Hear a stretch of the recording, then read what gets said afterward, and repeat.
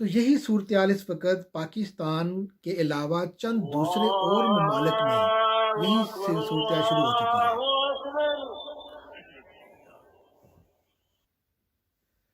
جی دوستو، وہ اذان کی وجہ سے مجھے روکنا پڑا۔ تو بہرحال بات یہاں تک پہنچی تھی کہ ہمارے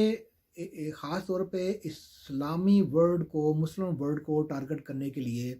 ہمارے ساتھ یہ رویہ اختیار کیا گیا کہ ابھی تک بھی ہمیں ہمارے اوپر یہ اصرار کیا جا رہا ہے کہ مسجدوں کو آباد نہ کرو، مسجدوں میں مت جاؤ، جمعہ پڑھنے کی کوئی ضرورت نہیں ہے، اور لاک ڈاؤن کرو، اور طرح طرح کی بھانت بھانت کی بولیاں بولنے والے آپ کو بے شمار نظر آ رہے ہیں۔ ان لوگوں کے اوپر انشاءاللہ عنقریب میں الگ سے ویڈیو کروں گا، لیکن آج اس موقع پہ آپ کو یہ بتانا چاہتا ہوں کہ جو بھی شخص آج کل کے ان حالات میں، اس وبا کے دور میں، جہاں کہ ٹھیک ہے ہم سب کو احتیاط کرنی چاہیے، لیکن یہ جو لوگ خاص طور پہ جو مسجدوں کو بند کرنے کے لیے وبیلا مچاتے ہیں، ہمارے ٹی وی کے اوپر بیٹھ کے ہمارے دانشور بن کے ہمارے اندر بیٹھے ہوئے لوگ، ان کے اوپر بھی آپ ذرا غور رکھیے کہ یہ کون لوگ ہیں۔ میں قریب ان کے بارے میں بتاؤں گا آپ کو یہ کون لوگ ہیں۔ تو بات میں کر رہا تھا کہ اس قدر بڑا بجٹ امریکہ نے، صرف ایک کنٹری نے $2+ ٹریلین اور $4+ ٹریلین عنقریب یہ ریلیز کروا لیں گے، چھوڑیں گے نہیں، باز نہیں آئیں گے یہ۔ تو تقریباً $7 ٹریلین آپ اندازہ کیجیے۔ ویتنام کی جنگ،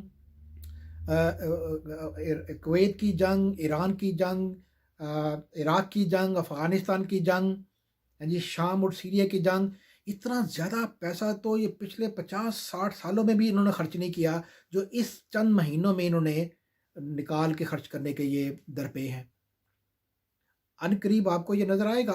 آپ کو خبریں مل جائیں گی کہ $3 ٹریلین سے $4.5 ٹریلین تک مزید صرف امریکہ نے اپنے فنڈ میں سے نکال کے وہ ریلیز کر رہے ہیں، لوگوں کو تقسیم کر رہے ہیں، اور حالت یہ ہے کہ ان کے پاس پیسہ نہیں ہے، لیکن کیونکہ وہ ڈالر میں دیں گے تو ڈالر وہ پرنٹ کر لیں گے، ڈالر کو پرنٹ کرنے کی اتھارٹی ان کے پاس ہے،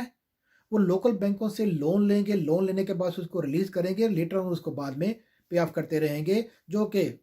ظاہر بات ہے ان کی قوم کے جو باقی نوجوان نسل ہے، جو آنے والی نسل ہے، وہ پے آف کرے گی۔ اسی طریقے سے ہمیں بھی اسی چکر میں ڈال دیا جائے گا۔ تو آپ لوگوں سے عرض یہ کرنا ہے، کہنا آپ لوگوں کو یہ ہے کہ آپ اگر غور کیجئے کہ اس دنیا میں ہمارے خاص طور پہ مسلم ورلڈ کے ساتھ جو کانسپریسیز ہوئیں، ہم نے آج تک کبھی ان کو نہیں مانا۔ ہر دفعہ بڑی بڑی کانسپریسی ہوتی رہی، لیٹر اس کے بارے میں ریلیز ہوتی رہیں، جو اصل جو حقیقتیں تھیں، وہ جو فائلیں تھیں جن کو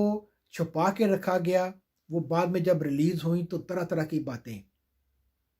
ان کے بارے میں بھی انشاءاللہ میں عنقریب آپ کو جو بڑی کانسپریسیز ہوئی یا کسی اور ویڈیو بتاؤں گا۔ ایک اشارہ کرتا جاتا ہوں، کویت کی جنگ جب شروع کی گئی تو کویت کے اندر 30 تیل کے کنووں کو آگ لگائی گئی۔ 30 کنووں کو آگ لگانے کے بعد ساری دنیا کے میڈیا پہ یہ دکھایا گیا کہ عراق نے ان کنووں کو آگ لگا دی ہے، وہاں ان کو ہراساں کرنے کے لیے، اس ملک کے اوپر قبضہ کرنے کے لیے۔ عراق کو ثابت کیا گیا کہ وہ کویت کے اوپر قبضہ کرنے جا رہے ہیں۔ آج کی جو صورتحال ہے، آج جو معلومات سامنے آ رہی ہیں، بتایا یہ جا رہا ہے کہ ان 30 کنووں کو، 30 تیل کے کنووں کو 12 امریکن فوجیوں نے جا کے آگ لگائی تھی، خود اپنے ہاتھ سے۔ اب یہ کانسپریسی تھیوری کے اندر سے جو ایویڈنس نکل کے سامنے آئے ہیں، ان کو اسٹڈی کرنا، ان کو فگر آؤٹ کرنا کہ یہ کتنی اس کی حقیقت ہے، یہ جو بڑے بڑے لوگ ہیں بیٹھے کر رہے ہیں اور سامنے لے کے آ رہے ہیں چیزیں۔ تو آج آپ کے لیے میں یہ پیغام دینا چاہتا ہوں کہ اپنی احتیاط کیجئے، یہ ذہن میں رکھ کر کہ جیسے چائنا کے اندر، یوہان سٹی کے اندر پھینکا گیا یہ کرونا وائرس، اور ایران میں پھینکا گیا یہ کرونا وائرس، اور اس کے باقاعدہ ایویڈنس ہے۔ چائنا اس وقت امریکہ سے 3 اس کے فوجیوں کو کہہ رہا ہے کہ ہمارے حوالے کرو، کہ جنہوں نے یوہان سٹی میں آ کے اس کرونا وائرس کو آرٹیفیشلی اس کو پھینکا تھا، کہ پھیلایا تھا، کہ جس کی وجہ سے یہ چائنا میں پھیلا۔ چمگادڑ کھانے والوں کے اوپر یہ الزام لگایا گیا، طرح طرح کے گوشت اور جانور کھانے والوں پہ جو الزام لگایا گیا، تو کیا وہ چمگادڑ کھانے والے لوگ صرف اس یوہان سٹی میں تھے؟ اس کے علاوہ بھی چائنا کے بے شمار باقی شہروں میں بھی وہی طرح کے پرندے اور چمگادڑ کھانے والے لوگ تھے اس وقت بھی۔ انڈونیشیا میں، ملائیشیا میں، ویتنام میں، لاؤس میں، پتہ نہیں کون کون سے ملک میں اس طرح کی خوراکیں کھائی جا رہی ہیں۔ تو وہاں یہ والا کیوں نہیں پھیلا؟ وہاں یہ والی چیز جو کیوں نہیں پھیلی؟ پھر اس کے بعد جب یوہان سٹی میں پھیلا، چائنا نے یوہان سٹی کو بالکل ٹائٹ لاک ڈاؤن کر دیا ساری دنیا سے، تو یوہان کے بعد چائنا کے کسی دوسرے شہر میں کیوں نہیں پھیلا؟ تو جناب علی، براہ کرم یہ ہو سکتا ہے کہ آرٹیفیشلی بنایا گیا یہ کرونا وائرس جو ہے بایولوجیکل ایک ویپن کے طور پہ یوہان میں اور ایران میں دو ڈفرنٹ دشمن ممالک کو امریکہ نے ڈیفیٹ کرنے کے لیے استعمال کیا۔ سیم اسی طریقے سے اس سیکنڈ فیز کا خوف و ہراس پیدا کرنے کے لیے پاکستان کے اندر لاہور، اسلام آباد، کراچی، فیصل آباد ایسے کسی شہر میں جان بوجھ کے پھیلا کے پھینکا نہ کہیں گیا ہو۔ آپ سب لوگ اپنی احتیاط کیجئے، بہت اپنے خاندان کا، اپنے گھر والوں کا خیال رکھیے، لیکن خدا کا واسطہ ہے ساری دنیا سے آنے والی وہ ویڈیوز جو بڑے بڑے سائنٹسٹ، بڑے بڑے لوگ خود ٹی وی پہ آ کے بیان کر رہے ہیں، نرسز اندر کا حال جو بیان کر رہی ہیں، گلے دبا کے مارنے والا، انجیکشن لگا کے مارنے والا، وینٹیلیٹر پہ پہنچا کر جان بوجھ کے وینٹیلیٹر پہ پہنچا کے مار دینے والا، کرونا وائرس ہو جانے والوں کو پیسہ دینے والی جو کانسپریسی جو آ رہی ہیں، یہ جو خبریں آ رہی ہیں، ان کے اوپر بھی آپ اپنی توجہ رکھیں۔ ہمارا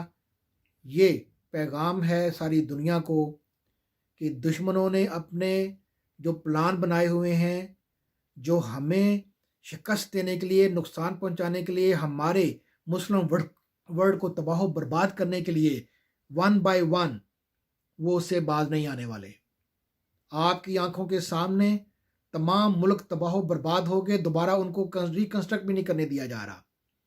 اس میں مصر بھی شامل ہے، اس میں عراق بھی شامل ہے، اس میں افغانستان بھی شامل ہے، اور ابھی تازہ ترین آپ کے سامنے سیریا اور شام بھی شامل ہے۔